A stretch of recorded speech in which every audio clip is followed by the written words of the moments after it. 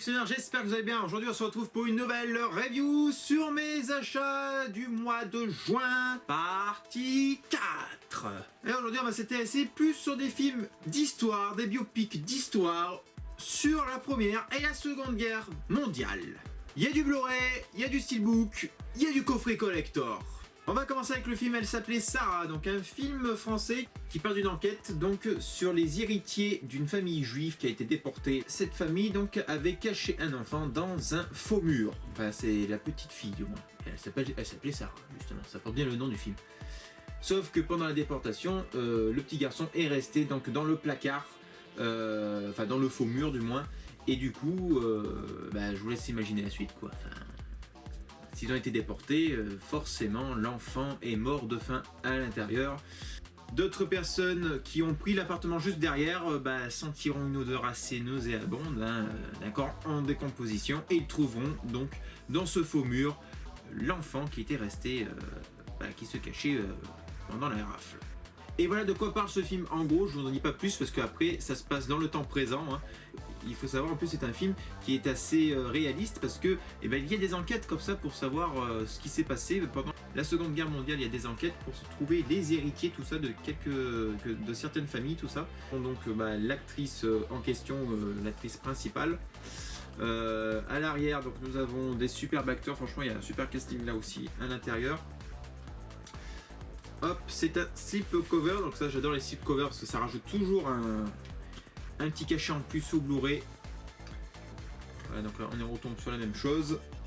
Et donc le disque porte la même visuelle que La Marée. Mais en tout cas, comme je vous l'ai dit, c'est un très très bon film. Je vous le conseille amplement si vous adorez ce genre de film. H, 4 H. Biopic sur le général qui est l'un des créateurs de, malheureusement, hélas, des camps d'extermination, donc la solution finale. Donc voilà, c'est un biopic sur ce personnage et aussi sur la résistance qui ont donc assassiné ce personnage à Prague, donc capitale de la Tchécoslovaquie. Donc c'était vers les débuts de la guerre, je crois que c'était en 41 ou 42 il me semble, je ne me souviens plus exactement. Et donc voilà, c'est l'un des fondateurs de ce crime abominable de l'histoire. Le film est très très fort, très bien, assez dur parfois même. Honnêtement je vous conseille amplement. Il y a déjà eu un film sur le même sujet, Opération Anthropoid, avec l'acteur principal qui joue dans la série Peaky Blinders. Vous voyez, alors c'est la même histoire, c'est exactement pas exactement la même, bien sûr là c'est plus tourné vers le biopic du personnage de ce général donc, et là c'est plus sur la résistance. Et ces deux films ensemble ils complètent l'un et l'autre, c'est génial quoi, c'est super génial. En plus l'affiche, vous voyez, elle se ressemble superbe, elle se ressemble beaucoup. Je vous conseille ce film et je vous conseille aussi celui-ci, peut-être regardez celui-là en premier, parce que ce sont des films complétistes. Vraiment qui s'assemblent pour bien comprendre l'histoire en tout cas sur les deux camps. Sinon voilà, le visuel est plutôt assez original, comme une cible, vous voyez. Là, le disque reprend le même visuel que La Marée. Ça reste une belle édition.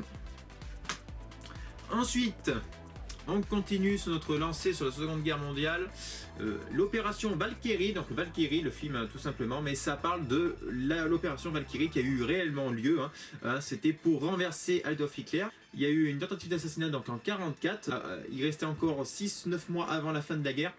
Et donc ça aurait pu la terminer 6-9 mois avant et éviter encore plus de morts. Malheureusement ça n'a pas fonctionné. Donc c'est un général qui a posé une bombe dans la tanière du loup. Donc la tanière du loup, je vous rappelle, c'est le repère de Hitler en Pologne lorsqu'il réunissait son état-major dans un bunker. Sauf que là, rien ne s'est passé comme prévu. Ils se sont réunis dans une maison parce qu'il faisait trop chaud pour entrer dans le bunker. Et du coup, la bombe n'a pas eu le même effet que dans un bunker. Parce que dans un bunker, une bombe, quand ça explose, avec les murs en béton, ça fait... la bombe rebondit, vous voyez, ça explose. Et vu que les murs sont ultra épais, je vous rappelle, c'est un bunker, du coup, toute la charge de la bombe, toute la puissance retombe sur les gens et vous êtes en miettes. Or là, dans une maison avec les fenêtres ouvertes, tout ça, parce que c'était la canicule, ça n'a pas eu le même impact. Ça a juste soulevé la table, ça a blessé, je crois, ça a blessé beaucoup de générales, dont Hitler aussi à l'oreille, il me semble. Mais ça n'a pas fait de... Si, il y a eu 2 morts. Et sinon, l'effet de l'impact de la bombe n'a pas eu le même effet. Du coup, l'impact s'est disloqué dans toute la salle et est sorti par la fenêtre. Ça aurait pu fonctionner, hélas, voilà, ça n'a pas fonctionné comme prévu. Je vous recommande vraiment ce film, hein, c'est avec Tom Cruise, un excellent film, très fidèle en tout cas à la vraie histoire. Vous allez adorer si vous adorez ce genre de film. Au niveau du steelbook, bon, il est assez usé, assez abîmé parce que je l'ai acheté d'occasion, parce qu'il est impossible de trouver là aussi en amarré et impossible de trouver encore moins en steelbooks, hein, donc je l'ai trouvé dans un Easy Cash. Malheureusement en steelbooks, parce que pourquoi je dis malheureusement, parce que il m'intéresse pas forcément à le prendre en steelbook, ce genre de film, en plus avec la bannière bleue dégueulasse, et de plus il était quand même assez rayé, mais bon voilà, je vous le supplie parce que comme j'ai dit, il est très compliqué à trouver en Blu-ray en France. Sinon là aussi je peux rajouter encore un truc, c'est que le steelbook c'est pas vraiment un steelbook gravé, parce que vous voyez on a comme une image en fait collée dessus, donc c'est vraiment pas terrible.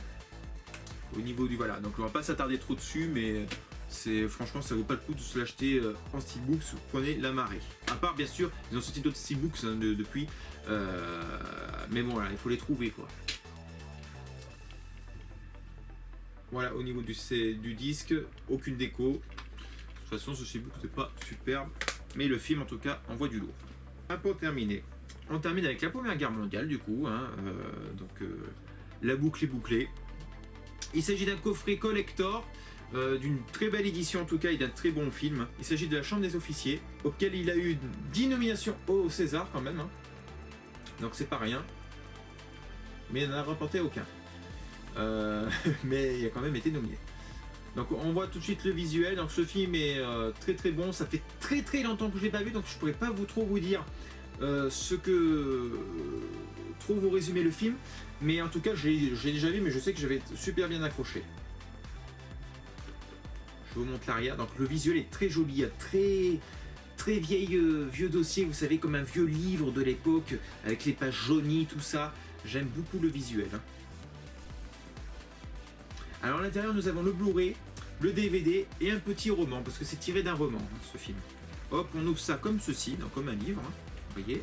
Et à l'intérieur, nous avons donc le Blu-ray et le DVD dans un amarré en carton. Donc, le visuel est très chouette. Hein. Voilà. Il y a style vieille photo, tout ce que j'aime. Et voilà donc. Là, c'est vraiment très soigné en tout cas. Très très très soigné. Là, on peut pas dire le contraire.